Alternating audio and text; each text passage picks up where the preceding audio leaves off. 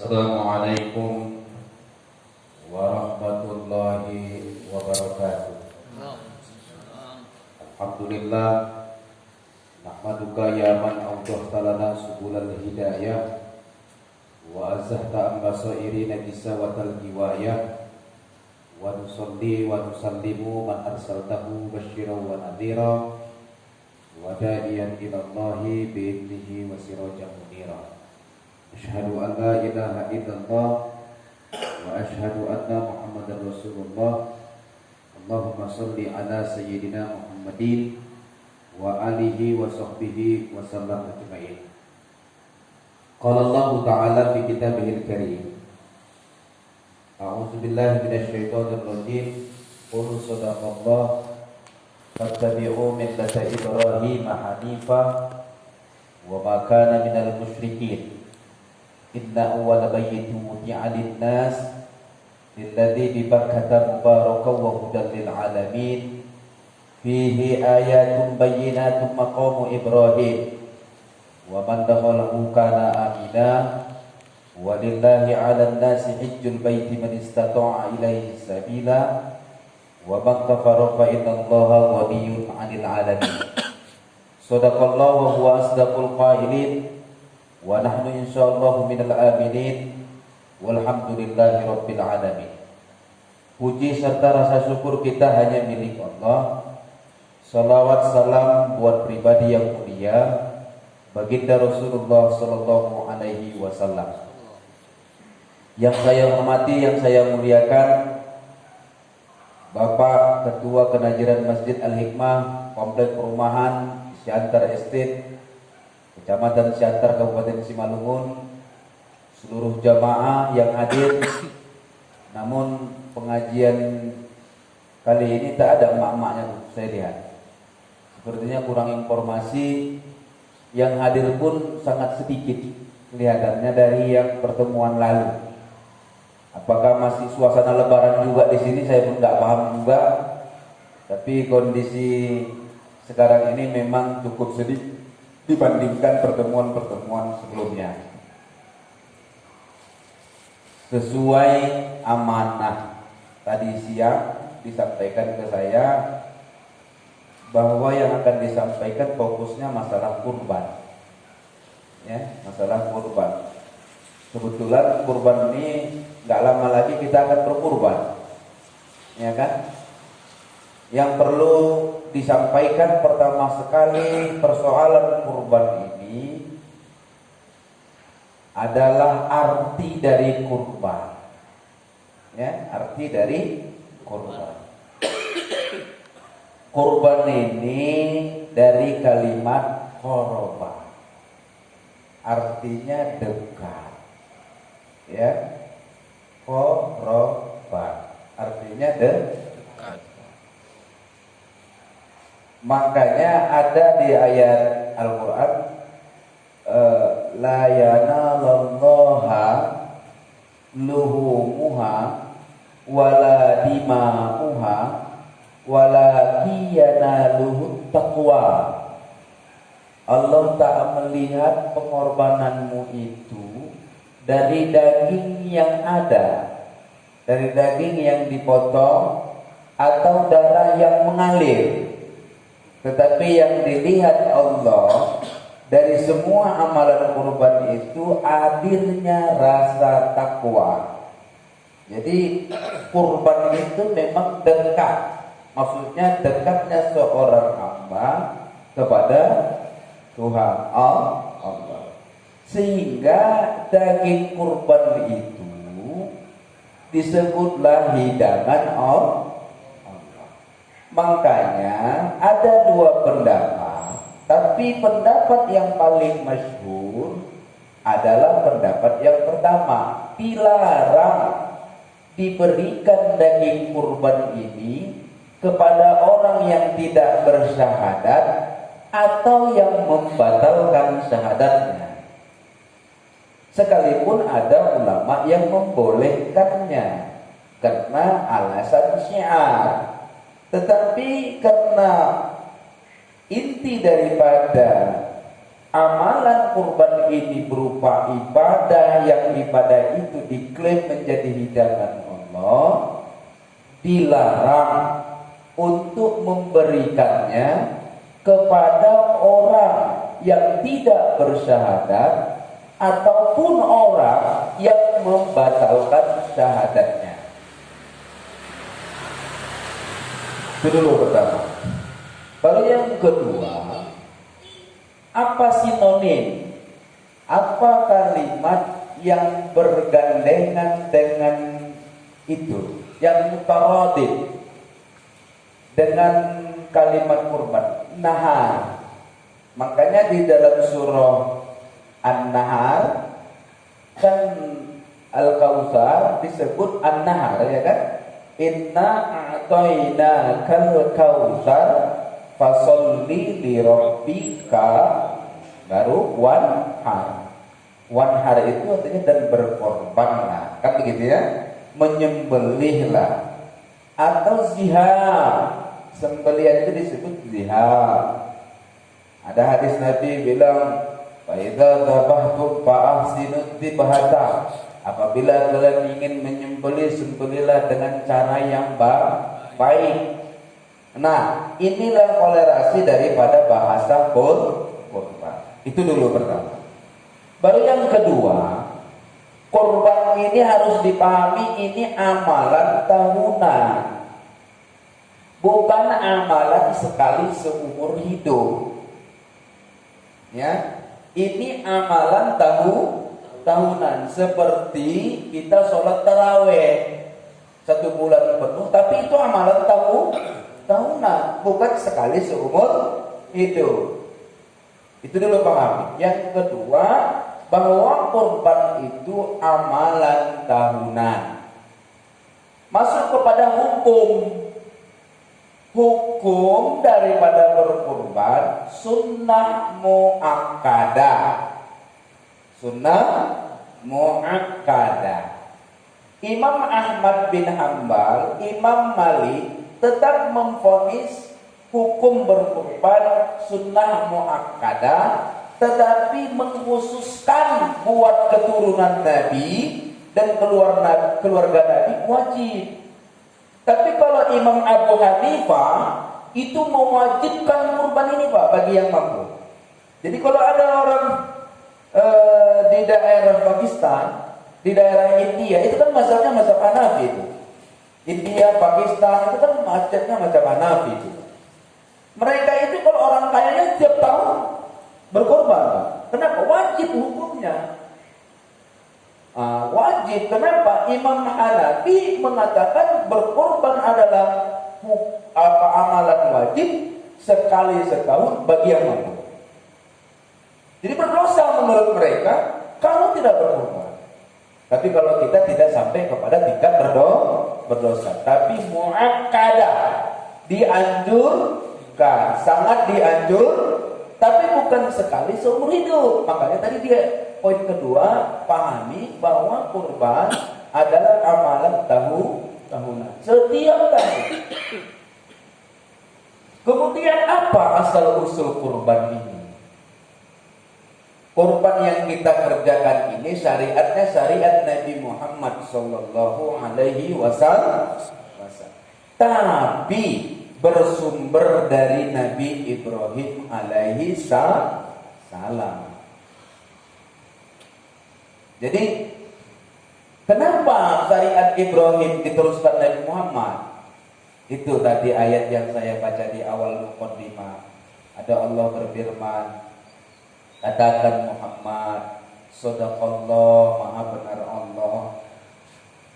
Fattabi'u millata Ibrahim hanifa. Ikuti kalianlah millah Ibrahim yang lurus, agama Nabi Ibrahim yang lurus. Wa ma kana minal musyrikin. Tidaklah dia daripada orang-orang yang mensyirikatkan Allah. Ya kan? Ada tadi di awal muqaddimah saya baca. Saya baca lagi, inna awwala baiti wudi'a linnas. Sesungguhnya rumah Allah, tempat berkumpulnya manusia, awwala baiti wudi'a linnas, awal mula sekali Baitullah tempat berkumpulnya manusia bi Bakkah mubarakah, di Mekah yang ada keberkahannya, di Mekah yang ada keberkahannya. Jadi sepanjang umur dunia, mulai dari Nabi Adam alaihissalam, 25 Rasul Pak, Adam, Idris, Nuh, Hud, Saleh, baru ke Nabi Ibrahim lah terciptanya rumah ibadah. Apa? Rumah ibadah, yaitu Baitul. Ini Quran yang menerangkan. Awwala bayyitin wudi'a lin-nasi lalladzi bi Bakkah mubarakah wa hudan lil alamin, petunjuk bagi seluruh alam. Wa hudan lil alamin, petunjuk bagi seluruh alam. Fihi ayatun, di dalamnya ada kebesaran Allah. Maqam Ibrahim, tempat pijakan Ibrahim. Ada maqam Ibrahim di dalam. Di dalam dekat Ka'bah itu, dekat Hijr itu. Kalau dari sini misalnya kita melihat Ka'bah itu begini, ya, melihat Ka'bah itu inilah Hajarul Aswad, ya. Berarti melihat, kita ini berarti melihat kalau seperti ini Hajarul Aswad, berarti kita membelakangi sofa. Ya, di sini Ka'bah, sini Hajarul Aswad, di tengah-tengah Ka'bah itu di ujung, di siku sebelah sini. Maka berarti yang kita belakangi adalah Bukit Sofa. Marwah itu di sana. Berarti yang kita belakangi Bukit Sofa. Nah, sebelum sampai kepada Hajarul Aswad, sebelah kanan sedikit, agak mundur ke belakang, itu Maqam Ibrahim. Ada di situ dua tapak kaki Ibrahim, bekas dua tapak kaki Ibrahim pada saat membangun itu Ka'bah. Ka'bah itu dibangun Ibrahim itu begini ceritanya. Dipasang batu. Kalau ibarat tukang, dipasang batu merah. Dipasang. Kan tinggi, semakin lama tinggi. Ini pijakan ini naik sendiri pakai lift. Nanti ketika dia butuh turun, dia turun sendiri. Begitu satu hikayat menceritakan tentang Maqam Ibrahim. Itu gak akan mungkin masuk dalam ayat Quran kalau gak ada kelebihannya.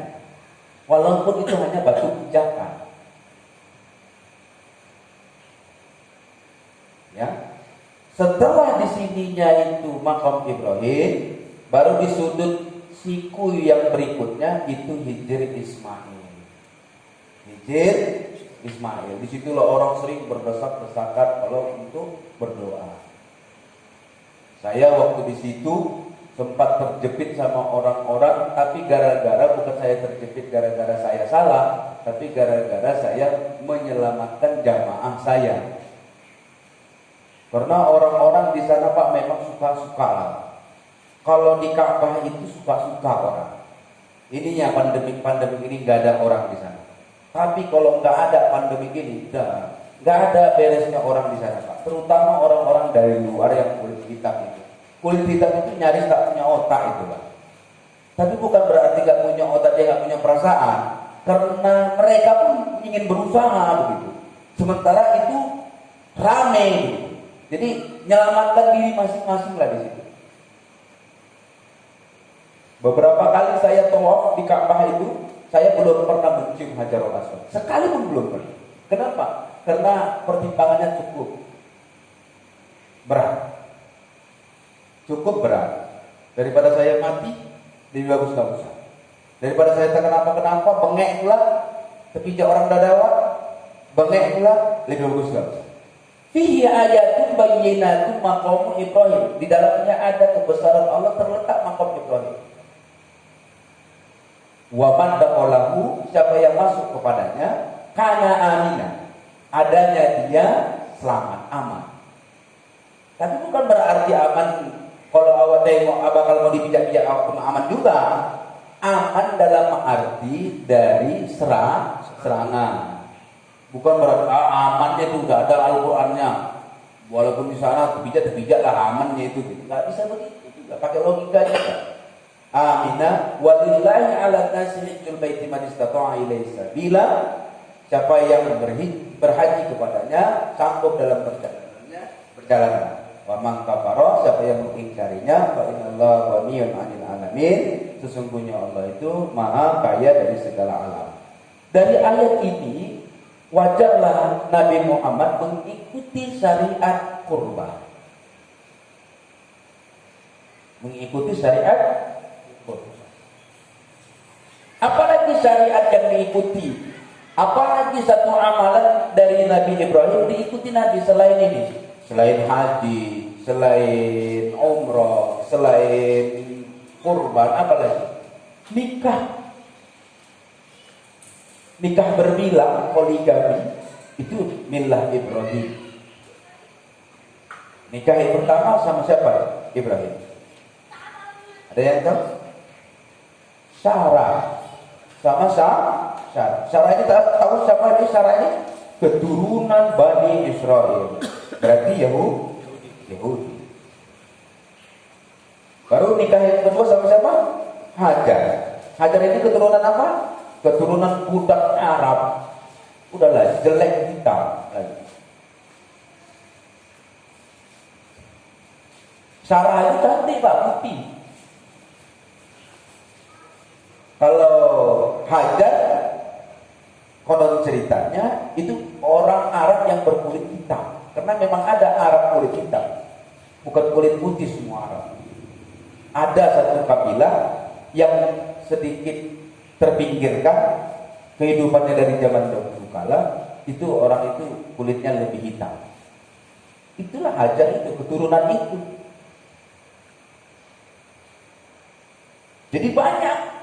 Jadi banyak yang diikuti Muhammad syariat Ibrahim.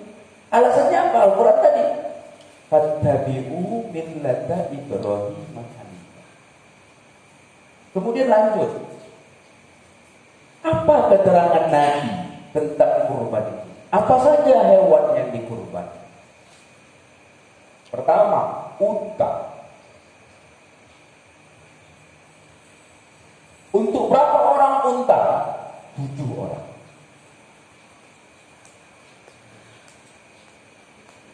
Baru kemudian lembu dan sejenisnya. Untuk berapa orang ini? 7 orang. Baru kambing atau kipas yang sejenisnya. Untuk berapa orang? 1 orang.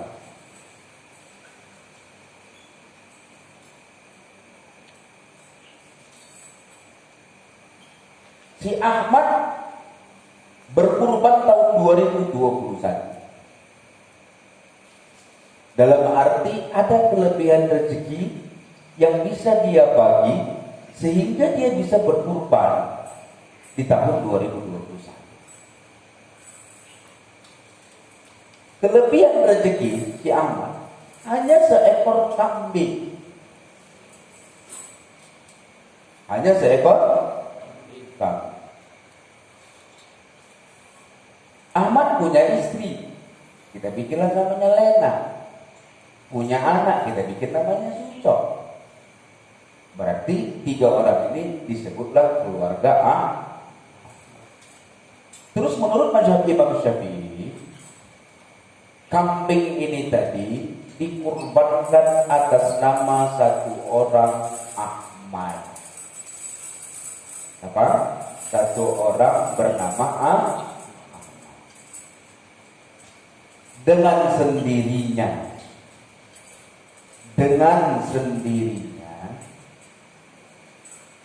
si Lena dan si Uco mendapatkan pahala kurban si Ahmad. Disebutlah dalam kitab Imam Nawawi Syarah Al-Mu'azzam, disebutlah ini sunnah kifayah. Apa? Sunnah kifayah. Sunat yang diamalkan secara menyeluruh fadilahnya, pahala. Terus ada keterangan dari ustaz-ustaz lain bahwasanya boleh berkorban atas nama keluarga. Itulah maksudnya.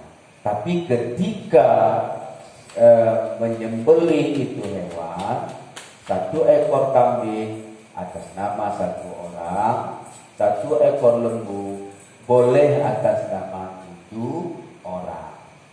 Ya, maksimal 7 orang, minimal 1 orang lah memang boleh. Atas nama 1 orang boleh juga 1 lembu. Misalnya aku raya kali 1 lembu sama aku 1, nggak ada masalah juga itu. Ya, bukan harus 7 orang, boleh sampai 7 orang. Seperti itu. Kemudian bolehnya tek-tekan berkurban ini. Tek-tekan, patungan bahasa sini ya. Gue pikir masih 1 kampung gitu. Kalau tempat kami namanya tek-tekan. Gue pikir kita itu 1 kampung. Ya, patungan. Najir Masjid Al-Hikmah melakukan patungan kurban. Boleh apa enggak? Boleh. Boleh. Orangnya ada 40, Ustaz. Ya boleh. 40 orang. Yang dapat cuma 1 ekor lembu. Ya boleh. Cuma atas nama 7 orang lah dulu tahun ini disembelih itu kurban. Kalau lanjut lagi tahun depan atas nama 7 orang yang lain. Lanjut lagi tahun depannya atas nama 7 orang berikutnya. Mana yang belum? Seperti itu. Tapi patungan yang tak boleh tadi, patungan itu pas saat nyembelih atas nama 40 orang. Nah, itu enggak benar. Boleh. Bisa dipahami ya? Jadi kurban atas nama 40 orang boleh. Atas nama 1 yayasan, misalnya yayasan itu lebih dari 20 orang, boleh. Tapi ketika menyembelih itu hewan, pilih dulu orangnya satu dalam musyawarah, atau bikin undian, nanti tahun depan tahu, giliran tahu, gitu. Bisa dipahami Pak ya? Saya pakai sistem patungan ini, tapi tidak seperti itu pasnya. Saya buat 7 orang, udah dilakukan di sekolah saya. Tapi cara berapa tahun begaduh berikutnya soal bulanan, karena ditagih setiap bulan. Kadang ada duitnya, kadang tidak. Kadang ada duitnya yang menagih nggak ada sabarnya, merepet bawaannya nggak jadi. Ujungnya tahun ketiga berhenti itu kurban. Ya kan? Nah, jadi jangan kalau sampai begaduh. Harus ada kebijakan, harus ada mensiasati di antara satu kelompok untuk melakukan kurban yang sifatnya tetean atau patungan. Lanjut. Kapan waktu berkurban? Setelah matahari terbit.